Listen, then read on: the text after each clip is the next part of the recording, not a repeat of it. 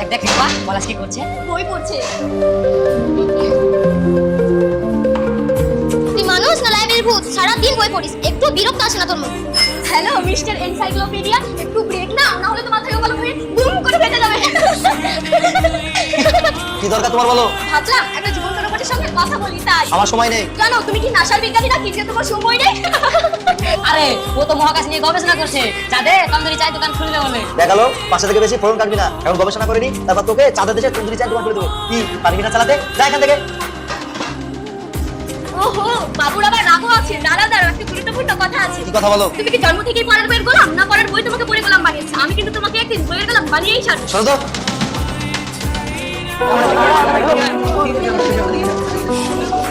কি আলম দেখলি?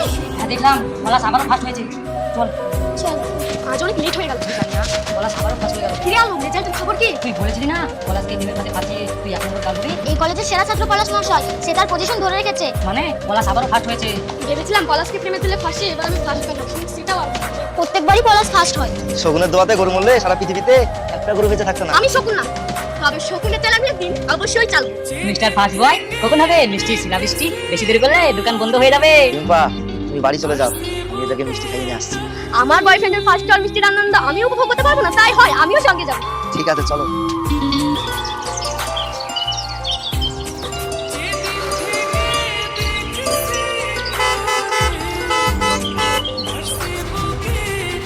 সাত সকালবেলা বাড়ির সামনে এত হর্ন মারা কি আছে? তুমি এই বাড়ির কাজের লোক তাই না?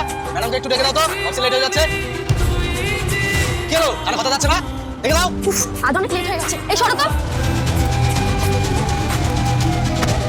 ম্যাডাম একই কাজের লোক গেছেন, কথা বলে কথা শোনে না। কতবার বললাম আপনাকে ডেকে দিতে, কথা কানে নিল না। ধরো চলো, লেট হয়ে যাচ্ছে। তুমি কেন এখানে এসছো? তুমি এখান থেকে চলে যাও। আমি তোমার বাচ্চার মা হতে চলেছি, তুমি কিভাবে আমাকে ডিভোর্সের কথা বলতে পারো? আমি ডিভোর্সের কথা ভাবিনি, তুমি আমাকে ভাবিয়েছো। আমি বেকার বলে তুমি সব সময় অপমান করতে, এমনকি ডিভোর্স চাইতে।